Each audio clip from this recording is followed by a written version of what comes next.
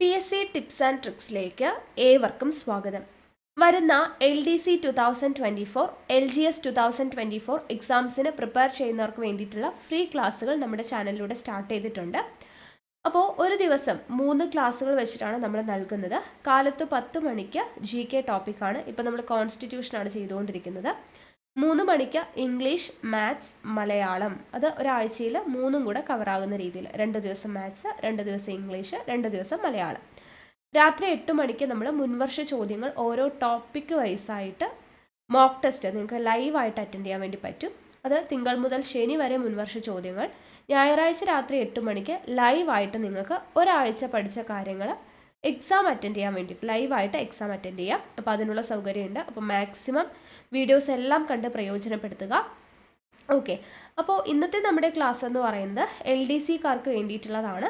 മലയാളത്തിൻ്റെ ക്ലാസ്സാണ്. മലയാളത്തിൽ പരിഭാഷ എന്ന് പറയുന്ന ടോപ്പിക്കാണ് നമ്മൾ ഇന്നത്തെ ക്ലാസ്സിൽ പഠിക്കാനായിട്ട് പോകുന്നത്. അപ്പോൾ ഇതിന് മുൻപ് എടുത്തിട്ടുള്ള ക്ലാസ്സുകൾ എല്ലാവരും നോട്ട്സൊക്കെ തയ്യാറാക്കിയിട്ട് പഠിച്ചിട്ടുണ്ടാവും എന്ന് വിശ്വസിക്കുന്നു. ഓക്കെ, അപ്പോൾ ഇന്നത്തേത് പരിഭാഷയാണ്. അപ്പോൾ പരിഭാഷ എന്ന് പറയുന്ന ഈ ഒരു ഭാഗം നമ്മൾ മുൻവർഷ ചോദ്യപേപ്പറിലൂടെ ആദ്യം വർക്കൗട്ട് ചെയ്തതിന് ശേഷം ഇമ്പോർട്ടൻ്റ് ആയിട്ടുള്ള ചോദിച്ചിട്ടുള്ള പ്രീവിയസ് ക്വസ്റ്റ്യൻസ് ഏറ്റവും കൂടുതൽ നമ്മൾ പരിഭാഷയുടെ ക്വസ്റ്റ്യൻ പേപ്പേഴ്സ് ഒക്കെ എടുത്ത് നോക്കിയപ്പോൾ പ്രീവിയസ് ഇയറിൽ ചോദിച്ചിട്ടുള്ള ക്വസ്റ്റ്യൻസ് തന്നെയാണ് റിപ്പീറ്റ് ചെയ്ത് ചോദിക്കുന്നത് ഏറ്റവും കൂടുതൽ. അപ്പോൾ അതിനനുസരിച്ചിട്ടുള്ള ഒരു മെത്തേഡിലൂടെയാണ് നമ്മൾ പഠിപ്പിക്കുന്നത്. ഓക്കെ, അപ്പോൾ ഈ ഒരു മെത്തേഡ് എഫക്റ്റീവായിട്ട് തോന്നി, അതുകൊണ്ടാണ് അത് ചൂസ് ചെയ്തത് കേട്ടോ. ഓക്കെ, അപ്പോൾ നമുക്ക് എന്തായാലും ഇന്നത്തെ മലയാളത്തിൻ്റെ ക്ലാസ്സിലോട്ട് കടക്കാം. അപ്പോൾ ക്ലാസ് ആദ്യമായിട്ട് കാണുന്നവരുണ്ടെങ്കിൽ നമ്മുടെ ടെലിഗ്രാം ചാനലിൽ ജോയിൻ ചെയ്യുക. ടെലിഗ്രാമിൻ്റെ ലിങ്ക് ഞാൻ താഴെ ഡിസ്ക്രിപ്ഷൻ ബോക്സിലും കമൻറ്റ് ബോക്സിൽ ഫസ്റ്റ് കമൻ്റ് ആയിട്ട് കൊടുത്തിട്ടുണ്ട്. ടെലിഗ്രാം വഴിയാണ് നിങ്ങൾക്ക് വേണ്ടിയിട്ടുള്ള ഇൻസ്ട്രക്ഷൻസ് ഒക്കെ നമ്മൾ നൽകുന്നത്. ക്ലാസ്സുകൾ കഴിഞ്ഞ് അഡീഷണൽ നോട്ട്സും നമ്മൾ ടെലിഗ്രാമിൽ ഇട്ട് തരാറുണ്ട്.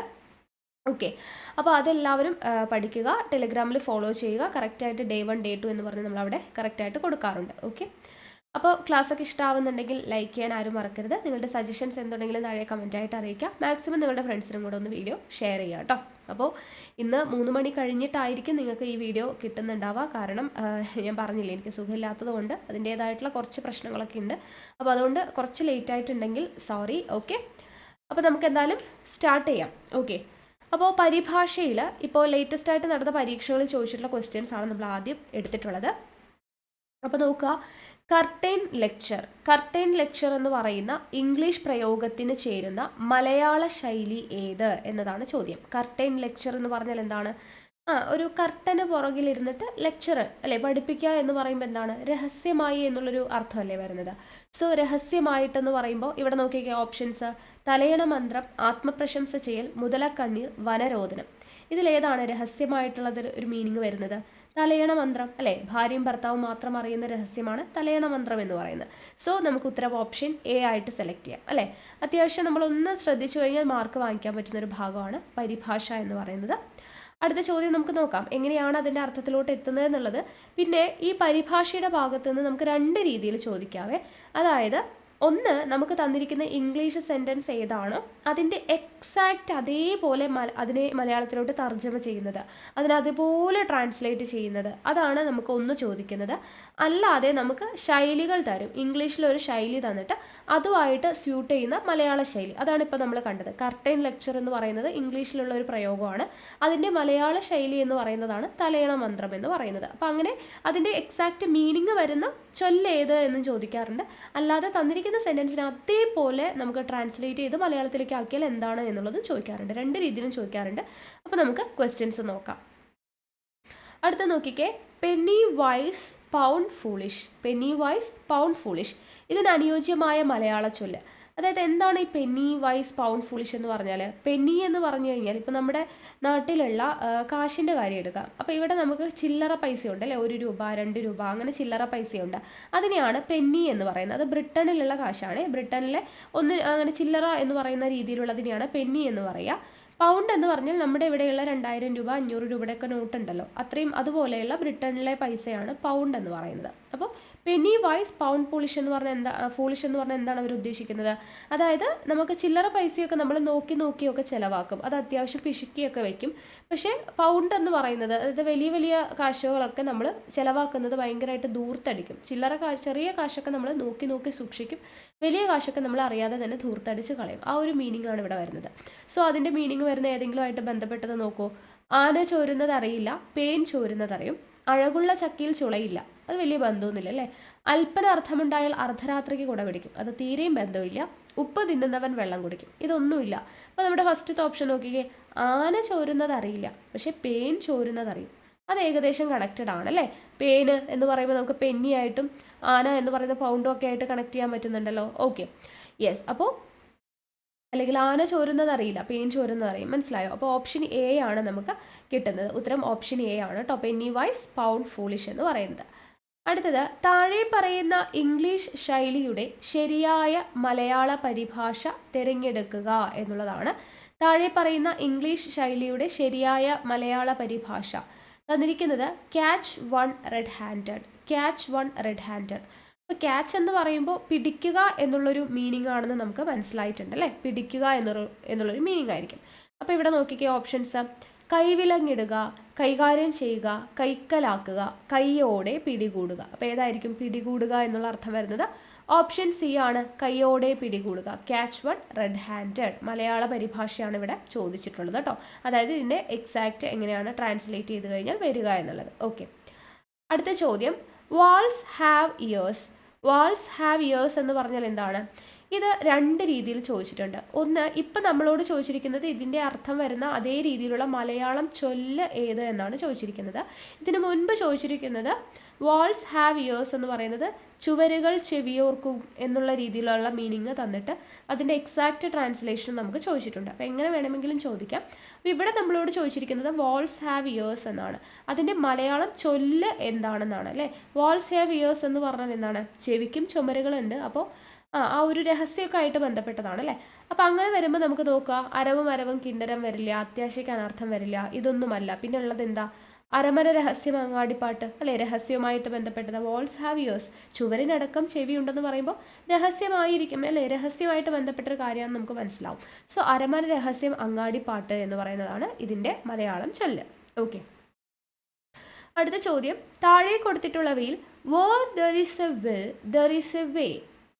Where there is a will there is a way, ഇതെല്ലാവർക്കും അറിയുന്നതായിരിക്കും. ഇതിന് സമാനമായ പഴഞ്ചൊല്ലാ ചോദിക്കുന്നത്. എന്താണ്? Where there is a will, നമുക്ക് ആഗ്രഹം ഉണ്ടോ അതിനുള്ള വഴിയും ഉണ്ടായിരിക്കും എന്നുള്ളൊരു മീനിങ് അല്ലേ. അപ്പോൾ അതെന്താണ്? യെസ്, ഉത്തരം ഓപ്ഷൻ ബി ആണ്. വേണമെങ്കിൽ ചക്ക വേരിലും കായ്ക്കും അല്ലേ. നമുക്ക് ആവശ്യം ഉണ്ടെന്നുണ്ടെങ്കിൽ കാര്യം നടക്കും എന്നുള്ളൊരു മീനിങ് ആണ്. Where there is a will there is a way, നമ്മൾ ആഗ്രഹിച്ചു കഴിഞ്ഞാൽ അതിനുള്ള വഴി ഉണ്ടായിരിക്കും എന്നുള്ളതാണ്. സോ വേണമെങ്കിൽ ചക്ക വേരിലും കായ്ക്കും എന്നുള്ളതാണ് ആ ചൊല്ലിന് സമാനമായിട്ടുള്ള ചൊല്ല്. ഓക്കെ, അടുത്തത് ഡിഗ്രി. ഡിഗ്രി എന്ന് പറയുന്ന പദത്തിൻ്റെ മലയാള പരിഭാഷയാണ് ചോദിച്ചിരിക്കുന്നത്. അതിൻ്റെ എക്സാക്റ്റ് ആയിട്ടുള്ളത് എന്താണ്? ഉത്തരം ഓപ്ഷൻ സി ആണ് കേട്ടോ. വിധി. വിധി എന്നുള്ള അർത്ഥം വരുന്നതാണ് ഡിഗ്രി എന്ന് പറയുന്നത്. വിധി. അടുത്തത് ഹെർക്കൂലിയൻ ടാസ്ക്. ഇത് എപ്പോഴും ചോദിക്കുന്നതാണ്. ഹെർക്കൂലിയൻ ടാസ്ക് എന്ന് പറയുന്നത് PYQ ആണ്. സമാന പ്രയോഗം എന്താണെന്നാണ് ചോദിച്ചിരിക്കുന്നത്. ഹെർക്കൂലിയൻ ടാസ്കിൻ്റെ സമാന പ്രയോഗം എന്താണ്? ഭഗീരഥ പ്രയത്നം. PYQ ആണ്, ഒരുപാട് തവണ ചോദിച്ചിട്ടുണ്ട്. ഹെർക്കൂലിയൻ ടാസ്ക് എന്ന് പറഞ്ഞു കഴിഞ്ഞാൽ ഭഗീരഥ പ്രയത്നം എന്നതാണ് അർത്ഥം കേട്ടോ. അടുത്തത് as the seed so the sprout. എന്താണ്? വിത്ത് എങ്ങനെയാണോ അതുപോലെ ആയിരിക്കും അതിൻ്റെ മുള പൊട്ടുന്നത്, അതായത് സ്പ്രൗട്ട് എന്ന് പറയുന്നത് അല്ലേ. അപ്പോൾ as the seed so the sprout എന്ന് പറഞ്ഞാൽ എന്താണ്? ഉത്തരം ഓപ്ഷൻ സി ആണ് അല്ലേ. 10 ഗുണം 10 ഗുണം അല്ലേ. അതായത് ഇപ്പോൾ as the seed so the sprout എന്ന് പറയുമ്പോൾ എങ്ങനെയാണ്? വിത്ത് എങ്ങനെയാണോ അതുപോലെ ഇരിക്കുമ്പോൾ എന്ന് പറയുമ്പോൾ ഇപ്പോൾ അച്ഛന്മാർ എങ്ങനെയാണോ അതുപോലെ ഇരിക്കും മക്കൾ എന്നൊക്കെ പറയുന്ന പോലെയാണ്. അപ്പോൾ 10 ഗുണം 10 ഗുണം. ഓക്കെ, അതാണ് അതിൻ്റെ കറക്റ്റ് ആയിട്ടുള്ള മീനിങ് വരുന്നത്. ഓക്കെ, 10 ഗുണം 10 ഗുണം. അടുത്തത് ശരിയായ വിവർത്തനം ഏത്? ശരിയായ വിവർത്തനം ചോദിക്കുന്നത് the blood of the revolutionaries cursed through the streets. ഇതിൻ്റെ എക്സാക്റ്റ് വിവർത്തനമാണ് ചോദിച്ചിരിക്കുന്നത്. വിവർത്തനം അല്ലാണ്ട് ചൊല്ലൊന്നും അല്ല ചോദിച്ചിരിക്കുന്നത്. എക്സാക്റ്റ് ആയിട്ടുള്ള വിവർത്തനം എന്താണ്? അപ്പോൾ വിവർത്തനം എന്ന് പറയുമ്പോൾ നമുക്കതിനെ ട്രാൻസ്ലേറ്റ് ചെയ്ത് നോക്കാം. The blood of the revolutionaries. Revolutionaries എന്ന് പറഞ്ഞാൽ എന്താണ്? വിപ്ലവകാരികൾ അല്ലേ. അപ്പോൾ വിപ്ലവകാരികളുടെ ബ്ലഡ്, രക്തം എന്ത് ചെയ്യാണ്? Cursed through the streets. Streets എന്ന് പറഞ്ഞാൽ തെരുവ്. തെരുവിലൂടെ എന്താണ്? കേഴ്സ്ഡ് എന്ന് പറഞ്ഞാൽ എന്താണ്? ഒഴുകി എന്നുള്ളൊരു മീനിങ് ആണ് അല്ലേ. അപ്പോൾ ഉത്തരം എന്താ വരിക? ഉത്തരം ഓപ്ഷൻ ഡി ആണ് വരുന്നത് അല്ലേ. വിപ്ലവകാരികളുടെ രക്തം തെരുവിലൂടെ ഒഴുകി എന്നുള്ളതാണ് വരുന്നത് അല്ലേ. യെസ്, വിപ്ലവകാരികളുടെ രക്തം തെരുവിലൂടെ ഒഴുകി എന്നുള്ള അർത്ഥമാണ് വരുന്നത്. Blood of the revolutionaries cursed through the streets. അപ്പോൾ ഇവിടെ കറക്റ്റായിട്ട് അതിൻ്റെ എക്സാക്റ്റ് ട്രാൻസ്ലേഷനാണ് ചോദിച്ചിരിക്കുന്നത്. അപ്പോൾ ഈ രീതിയിലും ചോദിക്കാറുണ്ട് കേട്ടോ. അടുത്ത ചോദ്യം, they have been building the new bridge since 2021. ഈ വാക്യത്തിൻ്റെ ശരിയായ പരിഭാഷ, ഇവിടെയും പരിഭാഷയാണ് ചോദിച്ചിരിക്കുന്നത്. ഇതിൻ്റെ എക്സാക്റ്റ് ആയിട്ടുള്ള മീനിങ് എന്താണ് മലയാളത്തിൽ എന്നുള്ളതാണ് ചോദിച്ചിരിക്കുന്നത്. തന്നിരിക്കുന്നത് എന്താ? They have been building the new bridge since 2021. എന്താണ് അർത്ഥം? 2021 തുടങ്ങിയിട്ടുള്ള പാലത്തിൻ്റെ ആ ഒരു ബിൽഡിങ്ങിൻ്റെ പ്രോസസ്സ് എന്ന് പറയുന്നത് ഇപ്പോഴും തുടർന്നുകൊണ്ടിരിക്കുകയാണെന്നാണല്ലേ പറയുന്നത്. They have been building the new bridge, 21 തുടങ്ങിയത് ഇപ്പോഴും അവരത് നിർമ്മിച്ചുകൊണ്ടിരിക്കുകയാണെന്നാണ് അർത്ഥം. അപ്പോൾ അത് ഏതാ വരുന്നത്? യെസ്, ഉത്തരം ഓപ്ഷൻ എ ആണ്. അവർ 2021 തുടങ്ങിയ പുതിയ പാലത്തിൻ്റെ നിർമ്മാണ പ്രവർത്തനം ഇപ്പോഴും തുടരുന്നു, അല്ലേ? Since they have been building the new bridge since 2021. 2021 start ചെയ്തിട്ടുള്ള സാധനം ഇപ്പോഴും തുടർന്നുകൊണ്ടിരിക്കുകയാണെന്നാണ് പറയുന്നത്. സോ ഉത്തരം ഓപ്ഷൻ എ ആണ്. അടുത്തത്, beat the iron when it is hot. എന്താണ് ഇതിൻ്റെ മലയാളത്തിലെ ചൊല്ല്? ഇതുമായി ബന്ധപ്പെട്ടിട്ടുള്ള ഇതേ മീനിങ് വരുന്ന മലയാളത്തിലെ ചൊല്ലാണ് ഇവിടെ ചോദിച്ചിരിക്കുന്നത്, ട്രാൻസ്ലേഷൻ അല്ല, ചൊല്ലാണ്. അപ്പോൾ ഇതിൻ്റെ അർത്ഥം എന്താണെന്ന് ആദ്യം നോക്കാം. ബീറ്റ് ദ അയൺ എന്താണ്? ഇരുമ്പിനെ തല്ലിപ്പരത്തുക. എപ്പോൾ? When it is hot. ഇരുമ്പ് അല്ലേ, പഴുത്ത ഇരുമ്പിൽ നമ്മൾ തല്ലിയിട്ടുണ്ടെങ്കിൽ അത് പരന്ന് അത് അതിൻ്റെ എന്താണ് ഇരുമ്പ് വെച്ചുള്ള സാധനങ്ങളൊക്കെ ഉണ്ടാക്കുമ്പോൾ അതിൻ്റെ കറക്റ്റ് ആയിട്ടുള്ള ഷേപ്പൊക്കെ നമുക്ക് ഉണ്ടാക്കാൻ പറ്റുന്നത് എങ്ങനെയാണ്? ഇരുമ്പ് പഴുത്തിരിക്കുമ്പോഴാണ് തല്ലിപ്പരത്തുക, അല്ലേ? ഈ ആലയിലൊക്കെ എന്താണ് അവർ ചെയ്യുന്നത് കണ്ടിട്ടില്ലേ? അപ്പോൾ ഇരുമ്പൊക്കെ എന്താ പഴുത്തിരിക്കുമ്പോൾ വേണം തല്ലിപ്പരത്താനായിട്ട്. അതാണ് beat the iron when it is hot. അപ്പോൾ അതിൻ്റെ ശരിയായ രൂപത്തിലോട്ട് മാറ്റണമെങ്കിൽ പഴുത്തിരിക്കുമ്പോൾ നമ്മൾ അടിക്കണം, അല്ലാതെ തണുത്താറി കഴിഞ്ഞിട്ട് പോയിട്ട് ഇരുമ്പിൽ അടിച്ചിട്ട് വല്ല കാര്യമുണ്ടോ? ഇല്ല. അപ്പോൾ അതിൻ്റെ സമാനമായിട്ടുള്ള അർത്ഥം വരുന്ന പഴഞ്ചൊല്ല് ഏതാണ്? ഉത്തരം ഓപ്ഷൻ ഡി ആണ് കേട്ടോ. കാറ്റുള്ളപ്പോൾ പാറ്റണം. എന്താണ് അർത്ഥം? ഈ പാറ്റ എന്ന് പറഞ്ഞാൽ എന്താണ്? നമ്മൾ അമ്മമാരൊക്കെ പണ്ട് ഈ കൊയ്തിട്ടൊക്കെ, ഇപ്പോഴൊക്കെ നമുക്ക് അത്രയും അപൂർവമായിട്ടാണ് അങ്ങനത്തെ കാഴ്ചകളൊക്കെ കാണാൻ പറ്റുക. പണ്ടൊക്കെ എല്ലായിടത്തും കൊയ്ത്തിൻ്റെ സമയമായി കഴിഞ്ഞാൽ അമ്മമാരെന്ത് ചെയ്യും? കൊയ്തിട്ട് ഈ നെല്ല് മുറത്തിലിട്ട് ഇങ്ങനെ പാറ്റും, അല്ലേ? അപ്പം നെല്ല് വേറെ, അതിൻ്റെ കതിര് വേറെ, നെല്ലും പതിരൊക്കെ വേർതിരിക്കുക എന്ന് പറയും, അല്ലേ? പാറ്റിയിട്ട് മുറം വെച്ച് ഇങ്ങനെ പാറ്റും, എന്നിട്ട് നെല്ലും പതിരൊക്കെ വേർതിരിക്കും. അപ്പോൾ അതിനെയാണ് അത് ആ പാറ്റുന്ന സമയത്ത്, കാറ്റുള്ള സമയത്ത് അവർ നന്നായിട്ട് പാറ്റുക. അതെന്തുകൊണ്ടാണ്? അതിൻ്റെ ആ തവിടെന്ന് പറയുന്ന സാധനമൊക്കെ വേർതിരിഞ്ഞ് പോകാൻ വേണ്ടിയിട്ടാണ്, അപ്പോൾ അതിലൊക്കെ വേർതിരിഞ്ഞ് പോകാൻ വേണ്ടിയിട്ടാണ്. ഇനി കാറ്റില്ലാന്നുണ്ടെങ്കിൽ അവരെന്ത് ചെയ്യും? അപ്പുറത്ത് നിന്ന് ഒരാൾ മുറം വെച്ച് ഇങ്ങനെ വീശി കൊടുക്കും, അല്ലേ? കാരണം കാറ്റില്ലാത്ത സമയത്ത് പാറ്റിയിട്ട് കാര്യമില്ല, അല്ലേ? അതാണ്. അപ്പോൾ നമുക്ക് അവസരം വരുന്ന സമയത്താണ് നമ്മളത് പ്രയോഗിക്കേണ്ടത്, അല്ലേ? ഇല്ലാത്ത സമയത്ത് നമ്മൾ ചെയ്തിട്ട് വല്ല കാര്യമുണ്ടോ? ഇല്ല. ആ ഒരു മീനിങ് ആണ് രണ്ടിടത്തും വരുന്നത്. സോ ഉത്തരം ഓപ്ഷൻ ഡി ആണ്, കാറ്റുള്ളപ്പോൾ പാറ്റണം. ഓക്കെ. അടുത്തത്, make hay while the sun shines. നേരത്തെ കണ്ട അതേ ഒരു മീനിങ് അല്ലേ വരുന്നത്? നോക്കേ, make hay while the sun shines. സൂര്യൻ ഉദിക്കുമ്പോഴാണ് നമ്മൾ വൈക്കോല് ഉണക്കേണ്ടത്, അല്ലേ? വൈക്കോലൊക്കെ ഉണ്ടാക്കുന്നത് എങ്ങനെയാണ്? ഉണക്കിയിട്ടാണ്. അപ്പോൾ അത് ഉണക്കിയെടുക്കണം എന്നുണ്ടെങ്കിൽ സൂര്യൻ ഉള്ളപ്പോഴാണ്, അല്ലാതെ നല്ല മഴ പെയ്യുന്ന സമയത്ത് കൊണ്ടായിട്ട് വൈക്കോൽ ഉണക്കാൻ നോക്കിക്കഴിഞ്ഞാൽ നമുക്ക് പറ്റുമോ? ഇല്ല. അപ്പോൾ make hay while the sun shines, സൂര്യൻ ഉണ്ടാകുമ്പോഴാണ് നമുക്ക് വൈക്കോലൊക്കെ നിർമ്മിക്കാനായിട്ട് പറ്റത്തുള്ളൂ. ആ ഒരു മീനിങ്. അപ്പോൾ അവസരം വരുമ്പോഴാണ് നമ്മൾ ചെയ്യേണ്ടത്. അപ്പോൾ നേരത്തെ പറഞ്ഞ അതേ ഓപ്ഷൻ കണ്ടോ? ഓപ്ഷൻ ബി, കാറ്റുള്ളപ്പോൾ പാറ്റുക. അപ്പോൾ സെൻറ്റൻസ് ഒരേത് തന്നെ ആയിരിക്കണമെന്നില്ല. ഇംഗ്ലീഷ് തന്നിരിക്കുന്നത് നേരത്തെ തന്നത് കണ്ടോ? Beat the iron when it is hot എന്നായിരുന്നു. ഇവിടെ make hay while the sun shines. അപ്പോൾ അതിൻ്റെ മീനിങ് നിങ്ങൾ മനസ്സിലാക്കുക, എന്നിട്ട് അതിനനുസരിച്ചുള്ള പഴഞ്ചൊല്ല് സെലക്ട് ചെയ്യുക. ഓക്കെ. അടുത്ത നോക്കിക്കേ, പരിഭാഷപ്പെടുത്തുക എന്നാണ് പറഞ്ഞിരിക്കുന്നത്. അഡ്ജേൺ എന്ന് പറയുന്നത് പരിഭാഷയാണ്. പരിഭാഷ എന്ന് പറയുമ്പോൾ അതിൻ്റെ എക്സാക്റ്റ് മീനിങ് എന്താണെന്നാണ്. അഡ്ജേൺ ചെയ്യുക എന്ന് പറഞ്ഞാൽ എന്താണ്? നീട്ടി വയ്ക്കുക, അല്ലേ? ഉത്തരം ഓപ്ഷൻ എ ആണ്. അഡ്ജേൺ എന്ന് പറഞ്ഞു കഴിഞ്ഞാൽ എന്താണ്? നീട്ടി വയ്ക്കുക എന്നുള്ളതാണ് അർത്ഥം. അടുത്തത്, ടിറ്റ് ഫോർ ടാറ്റ് എന്നതിൻ്റെ കൊടുക്കാവുന്ന മലയാള ശൈലികൾ ഏതൊക്കെയാണെന്നാണ് കേട്ടോ. മലയാള ശൈലിയാണ് ചോദിച്ചിരിക്കുന്നത്, എക്സാക്റ്റ് അതിൻ്റെ മീനിങ് അല്ല. ടിറ്റ് ഫോർ ടാറ്റ് എന്ന് പറയുന്നതിൻ്റെ മലയാള ശൈലി എന്താണ്? ടിറ്റ് ഫോർ ടാറ്റ്, അതിൻ്റെ മലയാള ശൈലി ഓപ്ഷൻ എ ആണ് കേട്ടോ വരുന്നത്. അതായത് ഉരുളയ്ക്കുപ്പേരിയും പകരത്തിന് പകരം, അല്ലെ? Tit four tat. അപ്പോൾ ഉരുളയ്ക്കുപ്പേരി അല്ലെങ്കിൽ പകരത്തിനു പകരം എന്നുള്ളതാണ് ശരിയായിട്ട് വരുന്നത്. രണ്ട് ഓപ്ഷൻ കറക്റ്റാണ്. ഉരുളയ്ക്കുപ്പേരി, പകരത്തിനു പകരം. അടുത്തത്, uneasy lies the head that wear the crown. Crown ധരിക്കുന്ന, അല്ലേ? അതിൻ്റെ അർത്ഥം നോക്കുവാണെങ്കിൽ uneasy lies the head that wears the crown. Crown ധരിക്കുന്ന ഹെഡ് എന്ന് പറയുന്നത് നമുക്ക് എന്താ, കിടക്കാൻ അത്ര ഈസി ആയിരിക്കില്ല, അല്ലേ? നമ്മളൊരു കിരീടം, നമ്മൾ സാധാരണ രീതിയിൽ കിടക്കുന്ന പോലെയാണോ ഒരു കിരീടം ധരിച്ച തലയുമായിട്ട് കിടക്കുന്നതെന്ന് പറയുന്നത്? അൺഈസിയാണ്, അത്ര എളുപ്പമല്ല എന്നാണ് പറയുന്നത്. ഓക്കെ. അപ്പോൾ ഇവിടെ ഏതാണ് അതിൻ്റെ മീനിങ് വരുന്നത്? കിരീടം ധരിക്കുന്ന ശിരസ് അസ്വസ്ഥമായിരിക്കും. അതിൻ്റെ പരിഭാഷയാണ് കണ്ടോ ചോദിച്ചിരിക്കുന്നത്. അതിൻ്റെ എക്സാക്റ്റ് മീനിങ് എന്താ? കിരീടം ധരിക്കുന്ന ശിരസ് അസ്വസ്ഥമായിരിക്കും. Uneasy lies the head that wears the crown. Exact meaning ആണ് ചോദിച്ചിരിക്കുന്നത്. അടുത്തത്, ക്യൂർ ഫിഷ്. ക്യൂർ ഫിഷ് എന്ന് പറയുന്ന പദം കൊണ്ട് അർത്ഥമാക്കുന്നത് എന്താണ്? ക്യൂർ ഫിഷ് മീൻസ് വിചിത്രമായ മനുഷ്യൻ എന്നാണ് കേട്ടോ. വിചിത്ര മനുഷ്യൻ. ക്യൂർ ഫിഷ് എന്ന് പറഞ്ഞാൽ എന്താണ്? വിചിത്ര മനുഷ്യൻ എന്നാണ് അർത്ഥം. അടുത്തത് many a pickle makes a mickle. എന്താണ്? Many a pickle makes a mickle. ഇതിന് സമാനമായ പഴഞ്ചൊല്ല് എന്ത് എന്നുള്ളതാണ് ചോദിച്ചിരിക്കുന്നത്. അതായത് മെനി എ പിക്കിൾ, കുറേ പിക്കിൾസ് ചേർന്നാലാണ് മേക്സ് എ മിക്കിൾ, ഒരു മിക്കിൾ ആവുന്നതെന്നാണ് പറയുന്നത്. സോ എന്താ? കുറേ ഓപ്ഷൻ സി ആണ് വരുന്നത്. പല തുള്ളി പെരുവെള്ളം അല്ലേ? പല തുള്ളികൾ ചേരുമ്പോഴാണത് പെരുവെള്ളമാവുന്നത് എന്നുള്ള മീനിങ്. അപ്പോൾ പല തുള്ളി പെരുവെള്ളം. ഉത്തരം ഓപ്ഷൻ സി ആണ് വരുന്നത്. അടുത്തത് സബ്മിഷൻ എന്നതിൻ്റെ ശരിയായ പരിഭാഷ. സബ്മിഷൻ എന്നതിൻ്റെ ശരിയായ പരിഭാഷയാണ് ചോദിച്ചിരിക്കുന്നത്. ഉത്തരം എന്താ? ഓപ്ഷൻ സി ആണ്, സമർപ്പണം അല്ലേ? സബ്മിറ്റ് ചെയ്യുക എന്ന് പറഞ്ഞാൽ എന്താ?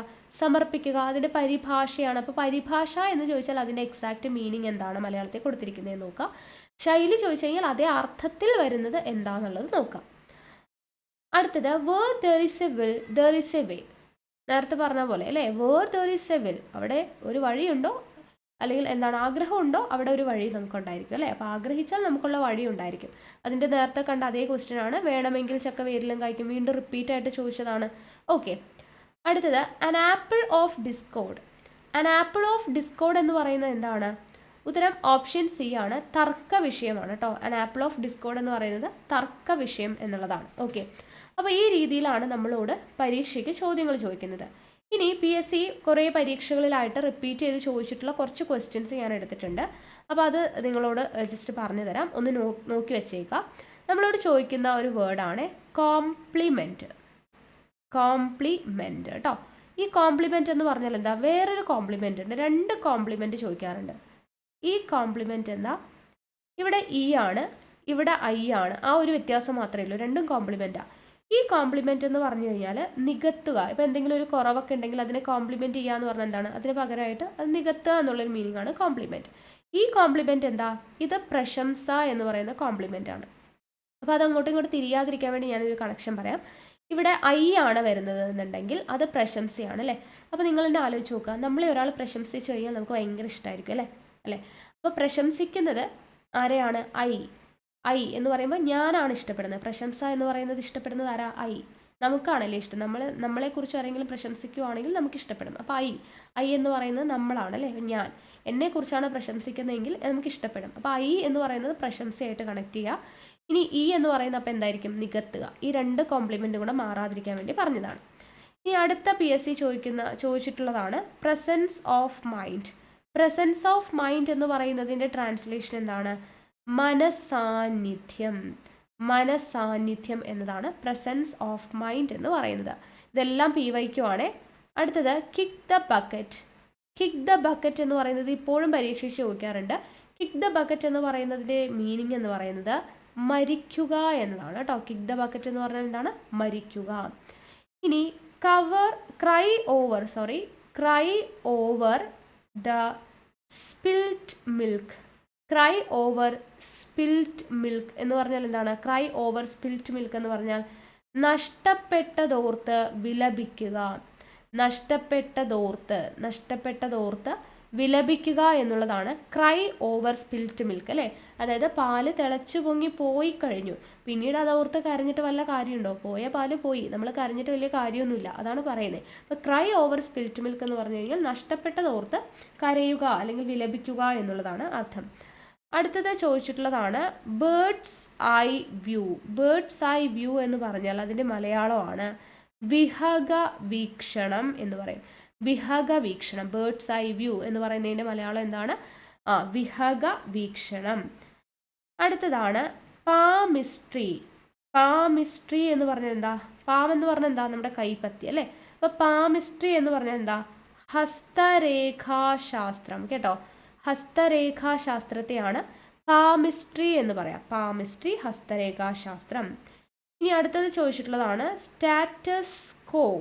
സ്റ്റാറ്റസ് കോ എന്ന് പറഞ്ഞു കഴിഞ്ഞാൽ എന്താ? തൽസ്ഥിതി. ഇപ്പോൾ ഉള്ള സ്ഥിതി എങ്ങനെയാണോ അങ്ങനെ തന്നെ. അപ്പോൾ തൽസ്ഥിതി എന്ന് പറയുന്നതാണ് സ്റ്റാറ്റസ് കോ എന്ന് പറയുന്നത്. Then home truth. Home truth എന്ന് പറഞ്ഞാൽ എന്താണ്? അപ്രിയ സത്യം എന്നാണ്. അപ്രിയ സത്യം അല്ലേ? ഹോം ട്രൂത്ത് എന്ന് പറയുന്നത് അപ്രിയ സത്യം. Then A snake in the grass. Snake in the grass എന്ന് പറഞ്ഞാൽ A snake in the grass എന്ന് പറഞ്ഞാൽ എന്താണ്? സ്നേക്ക്, അതായത് ഗ്രാസിനിടയിൽ, ചെടികൾക്കിടയിൽ ഒളിച്ചിരിക്കുന്ന സ്നേക്കിനെ നമുക്ക് കണ്ടെത്താനായിട്ട് പറ്റുമോ? ഇല്ല അല്ലേ? അപ്പോൾ അത് കപട സുഹൃത്ത് എന്ന് പറയുന്നതാണ് കേട്ടോ. കപട സുഹൃത്ത് എന്നുള്ളതിനെയാണ് a snake in the grass എന്ന് പറയുന്നത്. A snake in the grass means കപട സുഹൃത്ത്. അടുത്തത് PYQ ആണ്. Wash dirty linen in public. Wash dirty linen in public എന്താണ്? ഡേർട്ടി ആയിട്ടുള്ള തുണി പബ്ലിക്കിൻ്റെ മുമ്പിൽ അലക്കുക എന്ന് പറയുമ്പോൾ എന്താണ്? വിഴുപ്പലക്കുക എന്നുള്ള മീനിങ് ആണ് കേട്ടോ. വിഴുപ്പലക്കുക. Wash dirty linen in public, വിഴുപ്പലക്കുക. ഇനി പോയറ്റിക് ട്രിനിറ്റി. പോയറ്റിക് ട്രിനിറ്റി എന്ന് പറഞ്ഞു കഴിഞ്ഞാൽ കവിത്രയം എന്നാണ് പറയുന്നത്. കവിത്രയം. പോയറ്റിക് ട്രിനിറ്റി മീൻസ് എന്താണ്? കവിത്രയം. ഇനി അടുത്തത് PYQ ആണ്. The little knowledge. The little knowledge is a dangerous thing. Dangerous thing. ഇവിടെ ആലോചിക്കേണ്ടത് ലിറ്റിൽ നോളേജ് എന്നാണ്. ലിറ്റിൽ നോളേജ് എന്ന് പറഞ്ഞാൽ ലിറ്റിലിൻ്റെ മുമ്പിൽ പ്രത്യേകിച്ച് ഒന്നും ഇല്ലല്ലേ. അപ്പോൾ അവിടെ ഒന്നുമില്ല എന്നുള്ള മീനിങ് ആണ്. ലിറ്റിൽ എന്ന് പറഞ്ഞാൽ ഒന്നുമില്ല. എ ലിറ്റിൽ എന്ന് പറഞ്ഞാൽ ലിറ്റിലിൻ്റെ മുമ്പിൽ ഒരു എ ഉണ്ടല്ലേ, കുറച്ചെന്തോ ഉണ്ട് എന്നുള്ള രീതിയിൽ കുറച്ചെന്തോ ഉണ്ട്. ഓക്കെ, സംതിങ് എന്നുള്ള മീനിങ് ആണ് എ ലിറ്റിൽ. ദ ലിറ്റിൽ എന്ന് പറഞ്ഞാൽ ഉള്ളത് എത്രയോ അത്ര എന്നുള്ളതാണ് കേട്ടോ. ഓക്കെ, അപ്പോൾ ഇവിടെ നമുക്ക് little knowledge is dangerous thing എന്നാണ് പറഞ്ഞിരിക്കുന്നത്. Little knowledge is dangerous thing എന്ന് പറഞ്ഞാൽ എന്താണ്? അറിവില്ലായ്മ, അതായത് അല്പജ്ഞാനം. The little knowledge is a dangerous thing. എന്താണ് അതിൻ്റെ അർത്ഥം? അല്പജ്ഞാനം അപകടകരം അല്ലെ. ദ ലിറ്റിൽ എന്നാണ് പറഞ്ഞിരിക്കുന്നത്. അല്പജ്ഞാനം അപകടകരം എന്നാണ് അർത്ഥം. അപകടകരം. The little knowledge is a dangerous thing എന്ന് പറഞ്ഞാൽ അല്പജ്ഞാനം അപകടകരം എന്നതാണ് മീനിങ് വരുന്നത്. ഓക്കെ, അപ്പം ഇതെല്ലാം PYQ ആണ്. ഇതെല്ലാം PYQ ആണ്. PYQയിൽ നിന്ന് തന്നെയാണ് ഇപ്പോൾ ഏറ്റവും കൂടുതൽ ചോദ്യങ്ങൾ വരുന്നത്. അടുത്തത് സ്ലീപ്പിംഗ് പാർട്ട്ണർ. സ്ലീപ്പിംഗ് പാർട്ട്ണർ എന്താണ്? ഉറങ്ങുന്ന പാർട്ട്ണർ എന്ന് പറയുമ്പോൾ എന്താണ് അതിൻ്റെ അർത്ഥം ഉദ്ദേശിക്കുന്നത്? കാര്യം വരുന്ന സമയത്ത് യാതൊരു പങ്കും ഇല്ലാതെ നിൽക്കുന്ന ഒരു പങ്കാളി അല്ലേ. കാര്യനടത്തിപ്പിൽ യാതൊരു പങ്കുമില്ലാത്ത വ്യാപാര പങ്കാളിയാണ് നമ്മൾ സ്ലീപ്പിംഗ് പാർട്ട്ണർ എന്ന് പറയാം. പിന്നെ ചോദിച്ചിട്ടുള്ളതാണ് സെക്യുലാരിസം. സെക്യുലാരിസം എന്ന് പറഞ്ഞാൽ എന്താണ്? നമുക്കറിയാം സെക്യുലാർ, മതേതരത്വം എന്ന് നമ്മൾ പഠിച്ചിട്ടുണ്ട് അല്ലേ. അപ്പോൾ PSC തന്നിരിക്കുന്ന ഉത്തരം മതനിരപേക്ഷത എന്നാണ്. മതനിരപേക്ഷത. സ്ലീപ്പിംഗ് പാർട്ട്ണർ എന്ന് പറഞ്ഞാൽ കാര്യനടത്തിപ്പിൽ യാതൊരു പങ്കുമില്ലാത്ത വ്യാപാര പങ്കാളി. സെക്യുലറിസം എന്ന് പറഞ്ഞാൽ മതനിരപേക്ഷത. ഇനി കൾപ്രിറ്റ് ചോദിച്ചിട്ടുണ്ട്. കൾപ്രിറ്റ്. കൾപ്രിറ്റ് എന്ന് പറഞ്ഞാൽ എന്താണ്? കുറ്റവാളി. കുറ്റവാളിയാണ് culprit. Then token stroke. Token stroke എന്ന് പറഞ്ഞു കഴിഞ്ഞാൽ സൂചനാ പണിമുടക്കാണ് കേട്ടോ. ടോക്കൺ സ്ട്രോക്ക് എന്താണ്? സൂചനാ പണിമുടക്ക്. ദെൻ PSCയുടെ സ്ഥിരം ചോദ്യമാണ് ബ്ലാക്ക് ലെഗ്. ബ്ലാക്ക് ലെഗ് എന്ന് പറയുന്നത് എന്താണ്? കരിങ്കാലി. കരിങ്കാലിയാണ് ബ്ലാക്ക് ലെഗ് എന്ന് പറയുന്നത്. സീറോ അവർ. സീറോ അവർ എന്ന് പറയുന്നത് എന്താ? ശൂന്യവേള. ശൂന്യവേളയാണ് zero hour. Then Gordian knot. Gordian knot എന്ന് പറയുന്നത് ഊരാക്കുടുക്കാണ് കേട്ടോ. ഊരാക്കുടുക്കിനെയാണ് ഗോഡിയൻ നോട്ട് എന്ന് പറയുന്നത്. Then waxing and waning. Waxing and waning എന്ന് പറഞ്ഞാൽ എന്താണ്? ഈ ചന്ദ്രൻ്റെ വൃദ്ധിക്ഷയങ്ങൾ എന്ന് പറയില്ലേ, അതിനെയാണ് വാക്സിംഗ് ആൻഡ് വാനിങ് എന്ന് പറയാം. വൃദ്ധിക്ഷയങ്ങൾ. ഇനി I have little hope. I have little hope. Little hope. ലിറ്റിലിൻ്റെ മുമ്പിൽ പ്രത്യേകിച്ച് ഒന്നുമില്ല. അപ്പോൾ എന്താ അർത്ഥം? എനിക്ക് തീരെ പ്രതീക്ഷയില്ല എന്നുള്ള അർത്ഥമാണ്. I have little hope. ഒട്ടും പ്രതീക്ഷയില്ല അല്ലേ. ഇവിടെ ദ ലിറ്റിൽ ആയപ്പോൾ കുറച്ചെങ്കിലും ഉണ്ട്. അല്പം എന്നുള്ളൊരു അർത്ഥമുണ്ട്. അല്പജ്ഞാനം. ഇപ്പം എന്താണോ ഉള്ളത് അത്രയും. അപ്പോൾ അല്പജ്ഞാനം എന്ന് പറയുന്നത് ഡേഞ്ചറസ് ആണെന്ന് പറഞ്ഞു. പക്ഷേ ഇവിടെ ഐ ഹാവ് ലിറ്റിൽ ഹോപ്പ് എന്നാണ്. അതായത് എനിക്ക് ഒട്ടും പ്രതീക്ഷയില്ല എന്നുള്ള മീനിങ് ആണ് ലിറ്റിൽ വന്നു കഴിഞ്ഞാൽ. ഓക്കെ, അടുത്തത് apple in one's eye. Apple in one's eye. ഒരാളുടെ കണ്ണിലെ ആപ്പിൾ എന്ന് പറഞ്ഞാൽ മീൻസ് എന്താണ് അവിടെ ഉദ്ദേശിക്കുന്നത്? കണ്ണിലുണ്ണി എന്താണ് അർത്ഥം വയ്ക്കുന്നത്. ഓക്കെ, കണ്ണിലുണ്ണി. അപ്പോൾ ഇതൊക്കെ പ്രീവിയസ് ഇയറിൽ ചോദിച്ചിട്ടുള്ളതാണ്. അപ്പോൾ ഇതൊക്കെ നോക്കി വയ്ക്കുക. അപ്പോൾ ഈ ഒരു രീതിയിലാണ് പരിഭാഷയുടെ ഭാഗത്ത് നിന്ന് നമുക്ക് ക്വസ്റ്റ്യൻസ് വരിക. അപ്പോൾ കൂടുതൽ പരിഭാഷയുമായി ബന്ധപ്പെട്ട ക്വസ്റ്റ്യൻസ് ഒക്കെ നമ്മൾ പിന്നീട് ചെയ്യും കേട്ടോ. ഇതിപ്പോൾ സിലബസ് അനുസരിച്ച് ഓരോ ടോപ്പിക്കായിട്ട് നിങ്ങൾക്ക് പറഞ്ഞ് മനസ്സിലാക്കി തരുന്നതാണ്. ഇത് കഴിഞ്ഞിട്ട് നമ്മൾ എന്ത് ചെയ്യും? മുൻവർഷ ചോദ്യങ്ങളൊക്കെ മലയാളത്തിൻ്റെ ഭാഗത്ത് നിന്നുള്ള ഡിസ്കസ് ചെയ്യും. അപ്പോൾ കൂടുതൽ ചോദ്യങ്ങളൊക്കെ നമുക്ക് പഠിക്കാം. ഓക്കെ, അപ്പോൾ വീഡിയോസൊക്കെ ഇഷ്ടമാവുകയാണെങ്കിൽ ലൈക്ക് ചെയ്യുക, ഷെയർ ചെയ്യുക, കമൻറ്റ് ചെയ്യുക. ടെലിഗ്രാമിൽ ജോയിൻ ചെയ്യാത്തതുണ്ടെങ്കിൽ ജോയിൻ ചെയ്യുക. ഓക്കെ, അപ്പോൾ നമുക്ക് വീണ്ടും അടുത്ത ക്ലാസ്സുമായിട്ട് കാണാം. താങ്ക്